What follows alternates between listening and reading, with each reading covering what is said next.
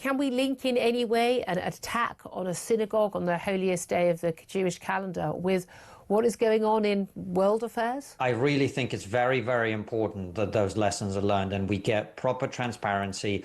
That, like you keep saying, we don't know exactly. I suspect, though, there's going to be some very uncomfortable truths that come out of this incident, and the government needs to be transparent about them instead of attempting to cover them up. There's a lot of news to talk about today.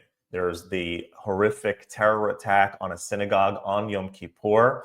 There is Greta Thunberg's flotilla of stupidity, and there is the peace plan that is being discussed and being considered by Hamas, although it seems that they're going to reject it, and what all of this means and how it ties together. So let's watch this clip together with Konstanton Kisin on the news over here and then talk about it. But first, hit that subscribe button over there on the corner. We'd love to stay in touch. Check this out. He's co-host of the absolutely brilliant Trigonometry podcast and joins us right now. Very, very good afternoon to you, Konstantin. Hi, Julia. Hi, thank you very much indeed for joining us. I wish we were talking to you on a happier day. We could be focusing on the story I want to talk to you about, which is Greta Thunberg and what is going on with her flotilla, and of course, well, also what's happening in terms of Hamas and the peace deal proposed for Gaza by Donald Trump. Can I ask you though first, in relation to this, we don't know the motive, of course. We don't know the identity of the suspect. A photograph is available, a bald, bearded man. He appears to have something which police certainly suspected were possibly some sort of explosive device. We've got the bomb disposal squad involved in there as well. But that man has, we understand, been shot dead. But 2 other people have lost their lives, others fighting for their lives.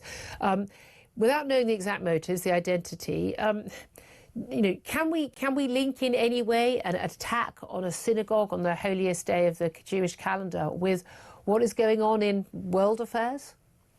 I don't think we know. I think we have to wait and see. And this is where I really hope the authorities, the police, the government do not repeat the mistakes they made last year when they sparked the riots by creating an information vacuum, by making misleading claims about the identity of the attacker, Axel Rüder-Kobane in that case. Yeah.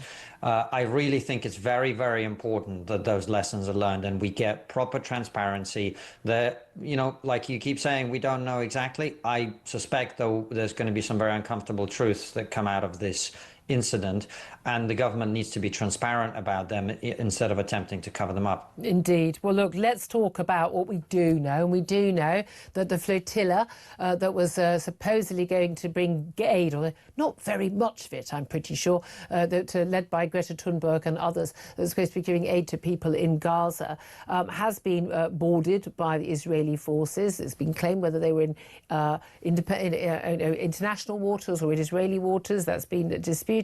But Israeli forces had intercepted her Gaza-bound flotilla and taken her and others into custody. Was there ever a purpose of this flotilla? And can they truly claim, these people, that, goodness me, these are all influence and many others, there's Queers for Palestine, you name it, can they claim to actually be on a humanitarian mission, or was this always just sort of a bit of PR and propaganda? Well, of course, there's a purpose. I call the flotilla HMS Virtue Signal. The point of this is to pretend that this is some sort of answer to the problem. And it's interesting that this is happening at exactly the moment that the answer to the problem has actually been presented by President Trump in the White House at a press conference only 2 days ago, in which there's a comprehensive peace plan.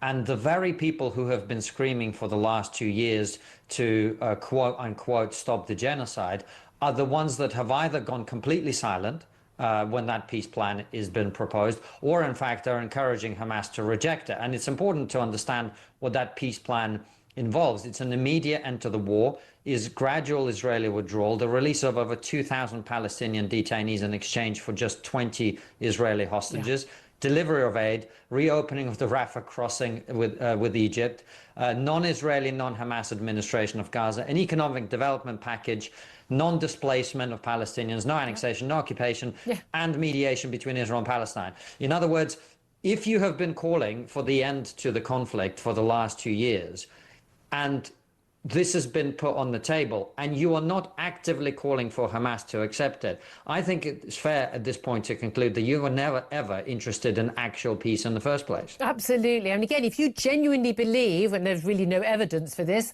that there is a genocide going on in Gaza, if you genuinely believe there is mass starvation and that people, innocent civilians, are being deliberately bombarded, why would you not say, take the deal? Take the deal, save lives. And it is fascinating. And I noted on social media after this was first mooted how incredibly quiet the internet had become. All the people who've been going on and on about how we needed to have a ceasefire seemed remarkably unbothered about this prospect of a ceasefire, which, I'm sorry, I mean, I was stunned by what Netanyahu was willing to agree to, given what has happened to his country.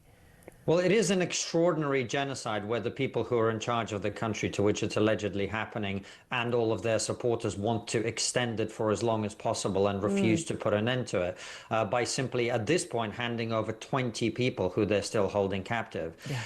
It is amazing. And look, what it reveals, Julia, by the way, I think people shouldn't take away from this that either of us is refusing to acknowledge the terrible suffering of the Palestinian people. People suffer during wars. Well, quite. And what has been revealed by this is far from being some sort of genocide. What we are actually talking about is a terror state that started a war, which it's currently losing very badly, but nonetheless has a bunch of war goals like any country at war would do, and therefore is engaged in an attempt to get as many of those goals fulfilled as possible. Now, if you want to say that that is what's happening, that's fair. I mean, look at Ukraine. Ukraine isn't just surrendering to Russia because Russia is making unreasonable demands. And if Hamas wants to continue the war, you know, obviously I think that's wrong, and I'm sure many of your viewers and listeners think that's wrong, but that is up to them. But what they can't simultaneously do is claim that they're being genocided while prolonging the genocide despite a credible peace offer that's on the table. And it's one or the other. It's interesting, all the stories I've just been talking about, whether the Greta flotilla, this is Trump peace plan, say, TikTok on Hamas, although there's 3 or 4 day deadline. We know Donald Trump's deadlines tend to move an awful lot.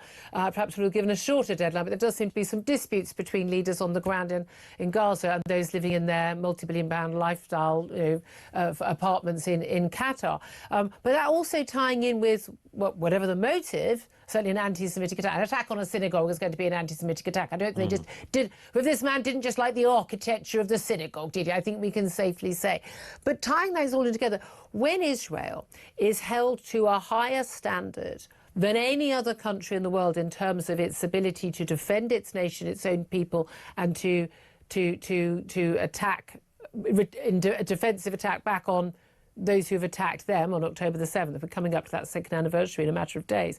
When a higher standard is, as in, you know, you can't kill a single civilian and you can't target terrorists, even though they have put, you know, bombs and weaponry and terror cells in hospitals and homes and schools and the like.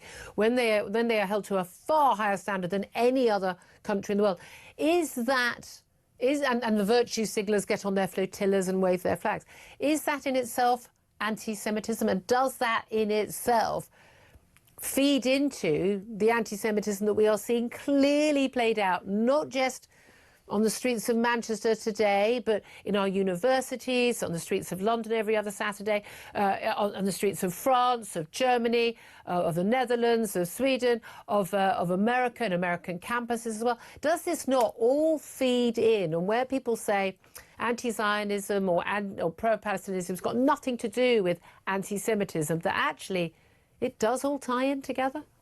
I don't know that I would say that exactly, Julia. My view is perhaps a little more nuanced than that. I think that in my experience, I've attended pro-Palestine protests and filmed them for our YouTube channel and talked to people there. And look, of course, at the hard edges of the anti-Israel campaigning, there are obvious anti-Semites and obvious people who just hate Jews. They don't really care about Israel. This is their excuse to hate Jews. But I also think, and I think this ought to be acknowledged, and this is interesting, actually, of course, in the wake of the terrible political assassination of Charlie Kirk. Charlie Kirk wrote a very interesting letter to Prime Minister Netanyahu in which he talked about the fact that what Israel has been very bad at is communicating what is happening and why it's happening to the rest of the world.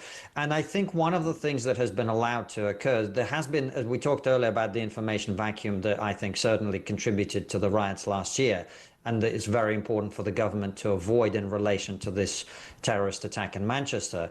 But there's also been an information vacuum from Israel.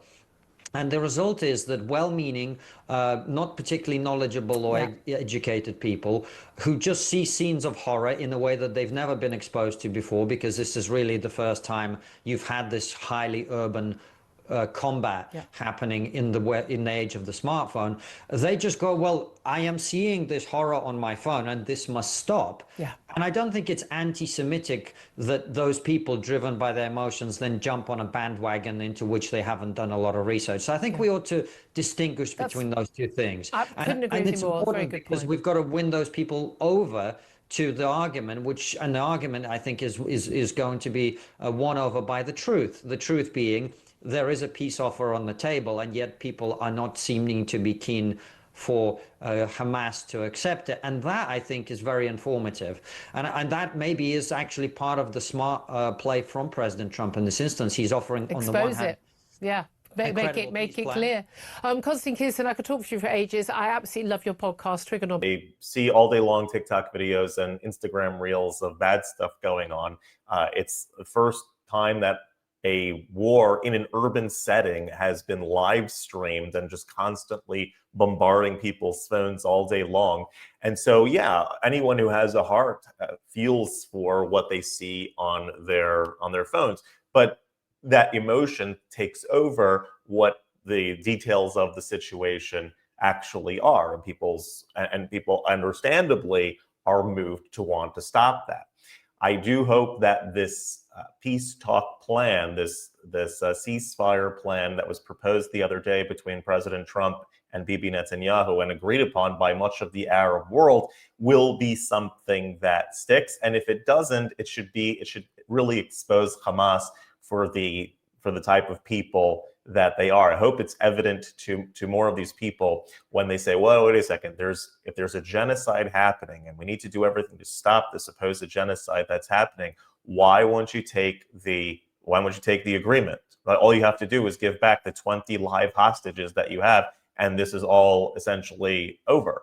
But no, it is, as Konstanton correctly pointed out, it is quite an obscure genocide, quite a fantastic genocide, in that with all the desperation of wanting it to stop, they are prolonging it as much as humanly possible. And as far as the terrible tragedy that happened in Manchester over Yom Kippur, the holiest day of the year, this is what globalized the Intifada means. And if you are part of a protest group and they are chanting globalize the Intifada, and that is a phrase that is used across the world typically when attending pro-Palestinian rallies and so forth, this is exactly what it looks like. It means driving into synagogues and starting to stab people. It means bombing people. It means hurting people because of their religious beliefs. And that is not something that any portion of civil society should ever stand for. And so please be careful in what you are supporting and endorsing, and know the facts of what these things actually look like. If you like this content overall, hit that subscribe button over there on the corner. We'd love to stay in touch. Take care.